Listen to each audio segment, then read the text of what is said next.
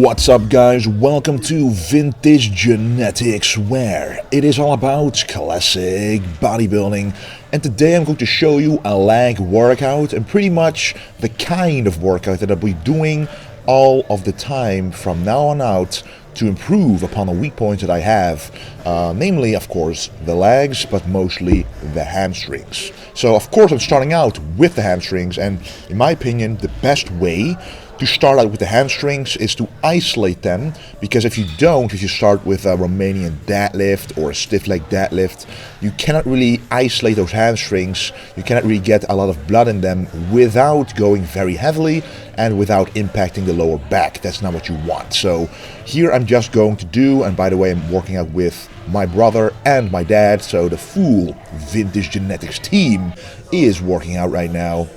But first doing the hamstrings like this, getting them pumped up with blood and going as heavy as I can without impacting the lower back. So then the hamstrings are already pre-exhausted, they are already targeted before starting with the heavy compounds. Because if you would do those stiff leg deadlifts before doing your squats or a leg press or hack squat, you will not be able to do those combat exercises without feeling it in the lower back, which is not what you want. So here you can see that I'm going quite heavily past failure a little bit. If I go way too many reps past failure, you will automatically use your lower back to try and assist the reps from keeping going, and that's not what you want. So with an isolation movement like this, you don't, if you go very heavy, you don't want to go past failure too much, especially when you still have a lot of compound exercises to go. So simply hit failure with a full range of motion. Don't try to force everything out. Just use a partner to help you with 1 or 2 reps, and then move on to the next exercises. And by the way, this leg workout was recorded around 2 weeks ago, which makes this the second leg workout after the Romania Pro. So it's only the second leg workout that I'm doing. So I'm slowly upping my strength. It wasn't fully upped here, but right now, as I'm talking to you guys, it's now the 27th of November, and I feel very, very strong. So the rebound is going really well. But even here in this workout, 2 weeks after the Romania Pro, so 2 weeks after a very long contest prep, I still was able to hit some pretty good weights. So I'm quite happy with that. So I really have a good feeling about making the most out of this off season to really make those legs grow. And the ultimate plan is to really build muscle slowly, but at the same time, I'm not going to look too much at my conditioning. So of course, as you guys know, I always stand for the lean bulk, which means bulking, adding muscle mass without adding the fat mass, but ultimately, I'm still under the weight limit for my classic physique class. I'm allowed to weigh 247 pounds on stage, and whenever in the last week I go into the lower carb days, I weigh myself after flying to the destination. I weigh like around 242 pounds maybe, and even after loading, fully loading, I might be 244, 245, and I know I can still be more conditioned.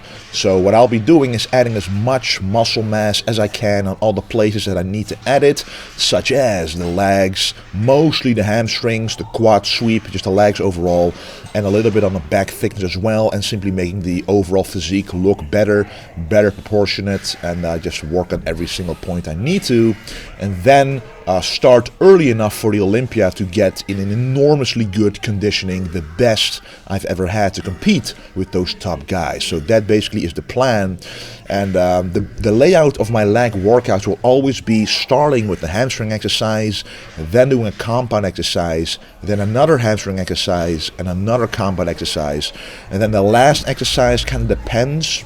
Sometimes it can be a leg extension or a single leg press, for example, or something entirely different, just to finish off the legs, and then I always include the calves at the very end as well. But that really works, and it forces me to work the hamstrings properly, but it also forces me to go really heavy. So sometimes people like to do a hamstring only workout, and then it's only hamstring curls, stiff leg deadlifts, maybe a lunge, but no real heavy compounds. And what I want to do is every single leg workout, there will be at least 2 heavy compounds in there, especially the first one, which is this one, the belt squat. Honestly, for me, squatting with a bar, free weight, doesn't work as well as this belt squat, for example. The belt squat, it pulls on your hips instead of pushing on your back.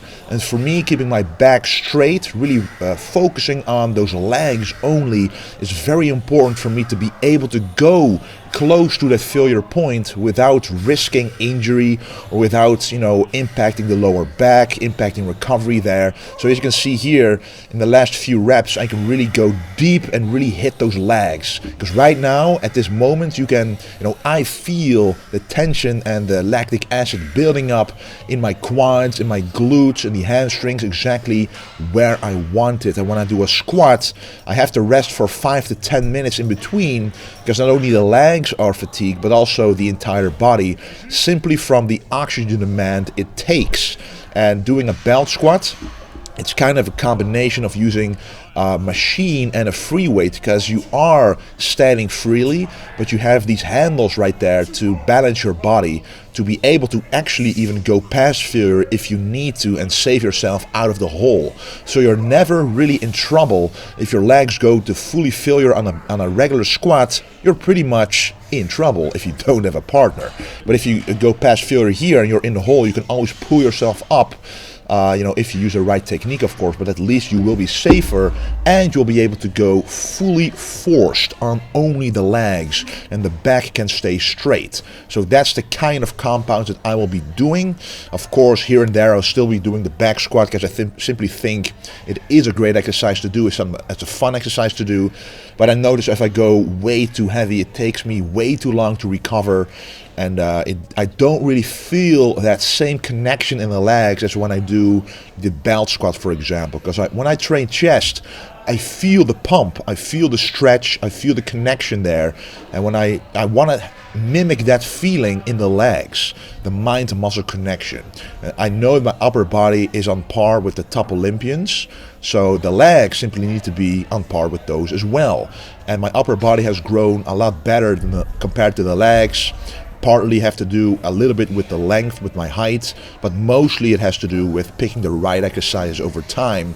Because when I do a bench press or a dumbbell press or any other exercise for the chest that I like to do nowadays, I really feel it in the muscle. And guys, remember, when you want to have a muscle grow, you don't want to move the weight from A to B like I have a feeling that's what I'm doing when I'm squatting.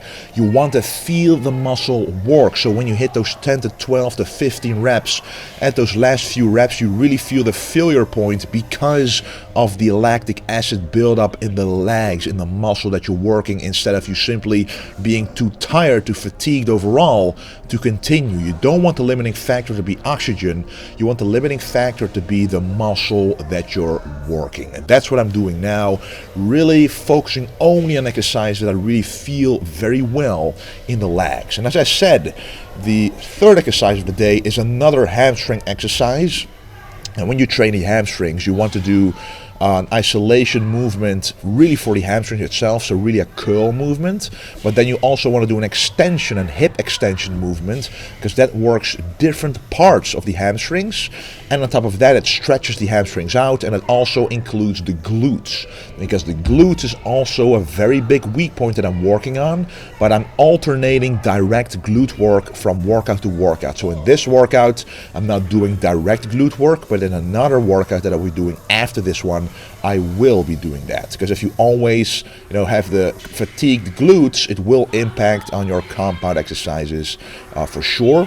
And all of these exercises, like this one as well, the hack squat, if you go deep enough, if you stretch the glutes enough, it will work the glutes a little more indirectly compared to the direct exercises like a hip thrust or a glute ham bridge, but it still works the glutes and makes them grow. So you don't always have to do every possible single exercise for every muscle group, every workout. You really have to work the muscles in such a way that they are able to recover and that you're able to go as heavy as possible and progress on your weights. So this hack squat is also an amazing exercise. When I go all the way down, you can really feel the stretch in the quads. It hits the quads and the entire legs from a different angle compared to, of course, the belt squats. To me, the belt squat is really comparable to what you would hit in a regular squat for most people, and the hack squat simply works way more of the quads, the teardrop, and but I have a pretty wide stance, as you can see, so I try to work the adductors on the inside of my legs as well to really get them to thicken up, because that will create the illusion of having bigger legs overall for sure. And we don't have the isolation movement for the inner thighs in the gym right now, but I'm looking at purchasing one because that is the missing piece for my leg workouts. So I'll be adding that exercise to my leg workouts as well to really create that bigger and thicker inner thigh along with a bigger quad sweep. And I also wanted to tell you, when you do the second heavy compound exercise in your workout, in your leg workouts, you simply cannot go super heavy anymore, because the moment I do this one and I go all the way down, because of the pump in the legs, given that you've been doing good exercises beforehand that gives you a pump, which you should, but because of the pump you feel in the quads when you go down, you really feel that enormous stretch, and you simply do not have the strength anymore to go as heavy as you could if you do this exercise at the beginning of the workout. So sometimes you would begin with the belt squat or the leg press or the hack squat, but sometimes you have it as a second exercise to simply finish those legs off. However, simply because you cannot go as heavy as you normally can or as heavy as your personal record, you still have to go all out. And I believe you simply have to go to failure. You don't have to reach failure, but reach the rep that if you know you would do another rep, you would hit failure. That will be good enough to stimulate muscle growth as well, because some people go way too often past failure and they think, why am I not growing? Well, because you're not recovering properly. Because if you go past failure, it doesn't really add much muscle growth potential, but it does add a lot of recovery time. So if you increase your recovery time but not the stimulus to growth muscle, all you're doing is reducing the progress that you're making over time. So here I'm going all the way down, full range of motion until I feel that stretch in the quad, and now really going until the very last rep, until I feel that I can really not push out any other rep after this, and that will be this very rep. 0 reps in reserve after this one. Mr. Olympia leg training, guys. 10 months until Las Vegas is here, so let's do this shit. So as I said, the last exercise of the day for the upper legs is simply going to be a finishing exercise. So this time it's the leg extension. I really like doing this to carve those details in the legs. So when I'm doing this one, and I'm only going to do 2 sets, basically both of them really as high as I can to really get those quality in the quad. So this is kind of the Tom Platz way of doing those leg extensions, going up as high as you can to contract the legs as hard as you can, and that, in my opinion, over time will carve in details in the quads that you normally would not get if you only would do partial range of motions. So just like a tricep push down with a rope, some people never use a fully locked out tricep extension, and over time you simply will lack those details that will only exist if you do have a full lockout. So that's what I'm doing here. What I noticed is that some guys have cross striations on their legs all over.